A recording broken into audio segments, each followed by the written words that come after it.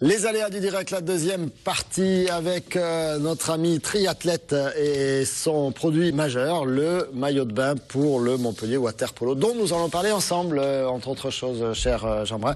Mais on va commencer par le football, avec le sprint final, pratiquement lancé la 28e journée ce week-end, que ce soit en Ligue 1 ou en Ligue 2.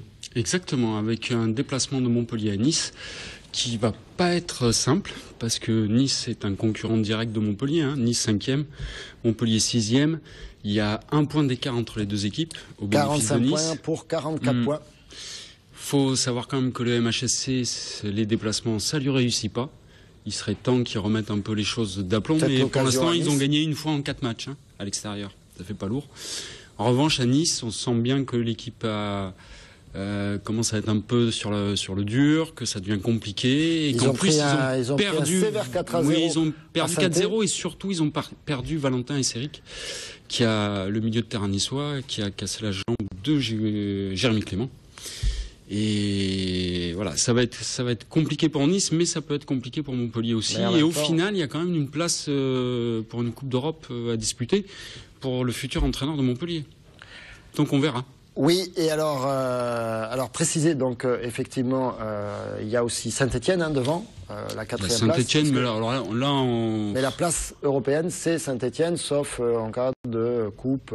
Voilà, c'est toujours compliqué, parce que si le vainqueur de la Coupe de France est le même que le vainqueur du championnat, enfin, ça décale tout. Si Paris gagne la Ligue des Champions. Non. Voilà, et si Paris gagne la Ligue des Champions, ça va libérer une place. Alors là, ça va être Noël.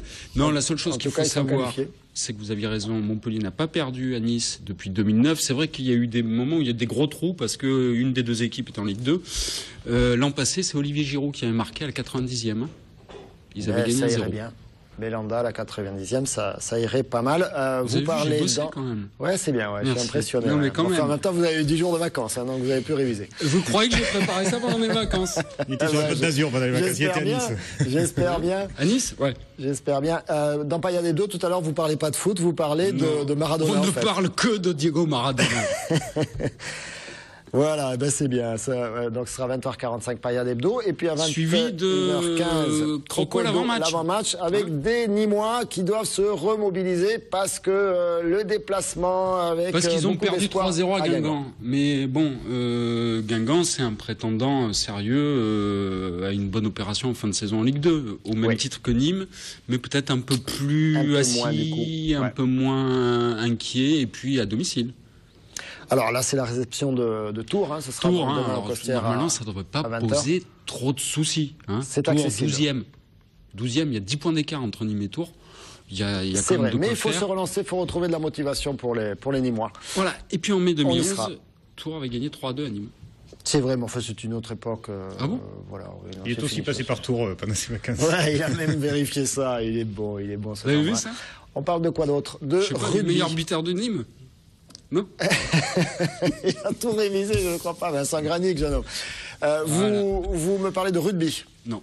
Bon, d'accord. Donc il n'y a pas un match très important ce week-end en rugby. C'est un peu un match couperé, et je peux vous dire que si Montpellier ne gagne pas sur son terrain demain soir, vendredi, au stade Yves du Manoir, je pense que le président du Montpellier Rugby risque de se mettre un peu en colère, parce qu'on est vraiment à la charnière de quelque chose là. Si vous perdez ce match-là, vous pouvez passer à côté des barrages.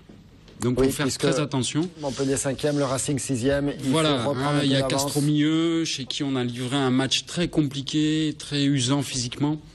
À voir. Et vous nous parlez de water polo.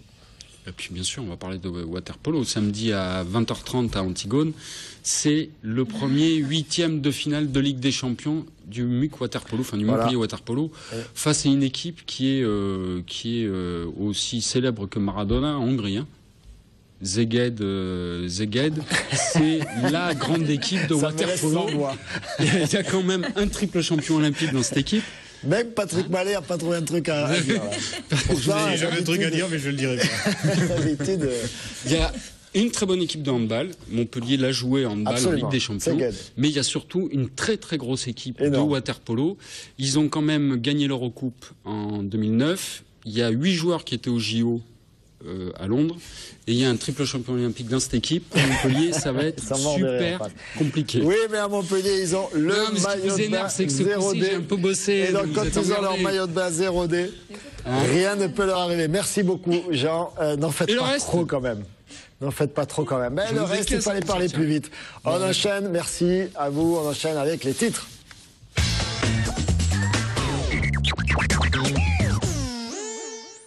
Marlène, le comeback, voilà, on vous a fait rire hein, avec nos maillots de bain. Et attendez, après on va passer la tenue complète de triathlète. Hein, c'est Patrick qui s'y colle.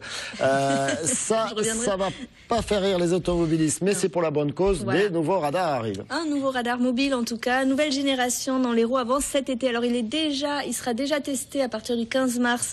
Voilà, vous le voyez sur ces images dans certains départements. L'Hérault n'en fait pas partie de ces départements test, mais il arrive avant l'été dans l'Hérault, en tout cas pourquoi ? Parce que le département de l'Hérault fait partie des priorités du gouvernement en matière de sécurité routière. 101 personnes sont mortes sur les routes de l'Hérault en 2012 et dans un tiers des cas, la vitesse excessive était en cause. Vous allez nous parler de la pêche en Méditerranée. Oui, puisque les députés européens étaient à la rencontre aujourd'hui des pêcheurs de la région. Éric Andrieux et Isabelle Thomas étaient dans le Gard et l'Hérault aujourd'hui. Les élus socialistes qui ont rencontré notamment, vous le voyez sur ces images, les pêcheurs du Gros-du-Roi pour échanger sur leurs difficultés et les propositions en vue de la nouvelle politique communautaire de pêche qui doit être adoptée en juin. Actuellement, l'arc méditerranéen compte 70 chalutiers. Et puis, il est très fier de sa sortie sur Maradona, c'est Louis Nicolin. Maradona, très connu en Hongrie, si j'ai bien compris. Ça, j'ai pas compris le rapprochement, mais bon. Entraînera ou n'entraînera pas à Montpellier depuis le début de la semaine. Donc, la venue éventuelle de Diego Maradona agite les discussions autour du MHSC. Le footballeur argentin légendaire a été évoqué par Louis Nicolin et à nos confrères d'ML Actu, il confie que rien n'est fait, mais que tout est encore possible. On verra ça tout à l'heure dans le journal. Un mot de la météo, il a plu, il va repleuvoir. Oui, voilà. J'ai tout dit. Retour de la pluie sur la majeure partie de la région. Le matin, les températures seront comprises entre 7 et 8 degrés. L'après-midi, il fera très doux, c'est ça la surprise demain. On attend 18 degrés à Béziers, Nîmes et Montpellier, 19 à Arles et Avignon. Et pour une fois, on ne va pas se peler aux costières. Voilà. Ça fait du bien depuis un moment là. Merci beaucoup Marlène. Le journal complet, bien sûr, c'est à 19h30. On enchaîne avec l'économie.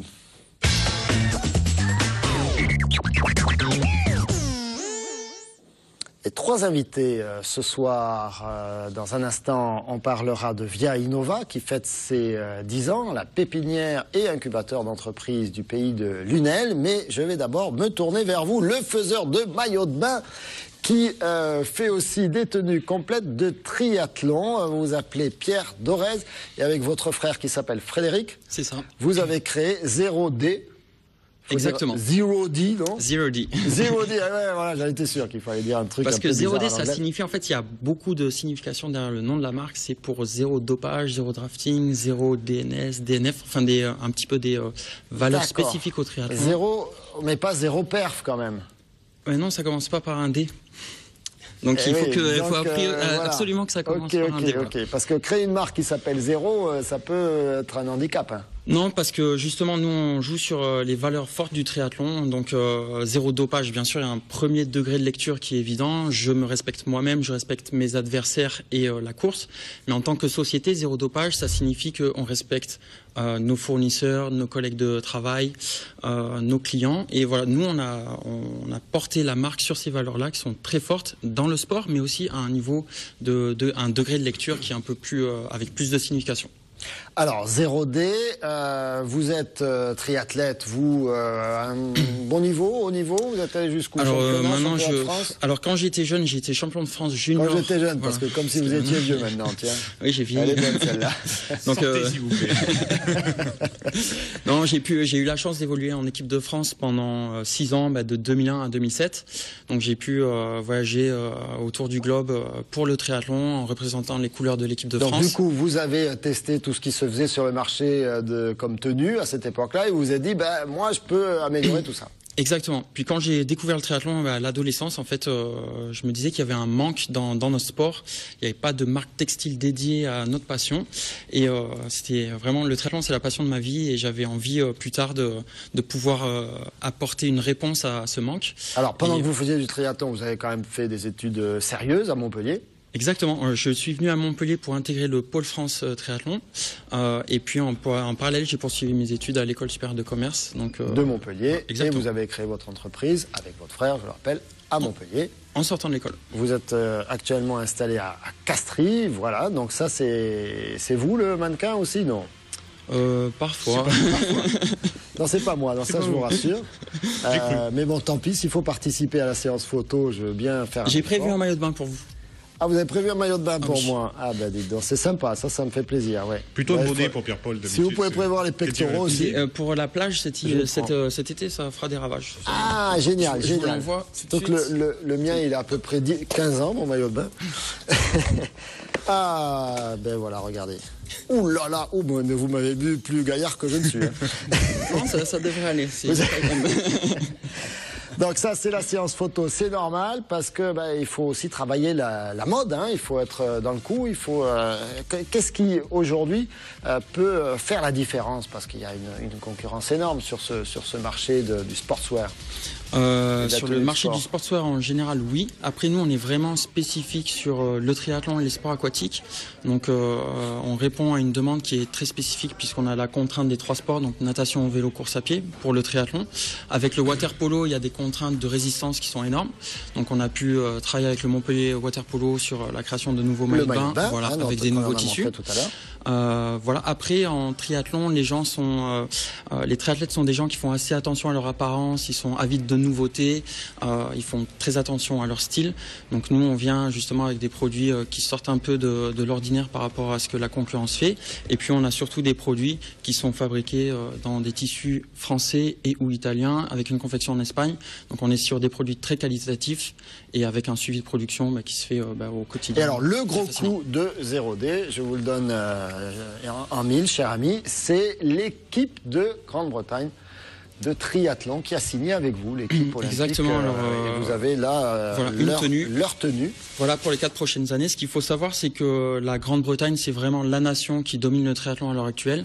Il y a une fratrie, la fratrie Brownlee, donc le grand frère est champion olympique, le petit frère est champion du monde en titre. Ça situe le niveau. C'est vraiment c'est la meilleure fédération. C'est aussi une très grosse fédération en termes d'amateurs. Ils travaillent avec nous, ils étaient avec Adidas auparavant.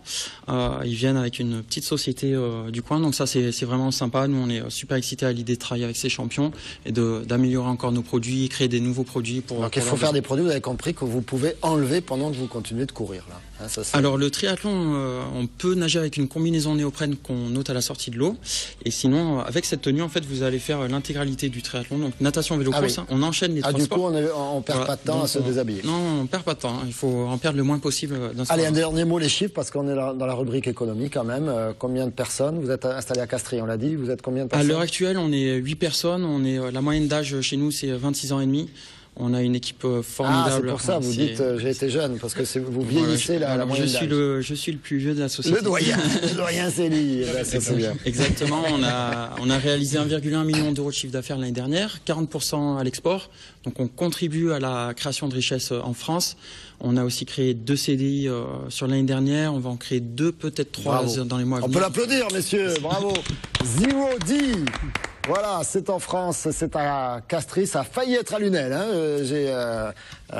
Je me suis permis d'entendre votre conversation tout à l'heure, ça a failli être à Lunel, mais c'est à Castries. Regardez, il nous a rejoint, c'est Cyril Daniel, le futur ex-président, c'est comme ça que je dois dire.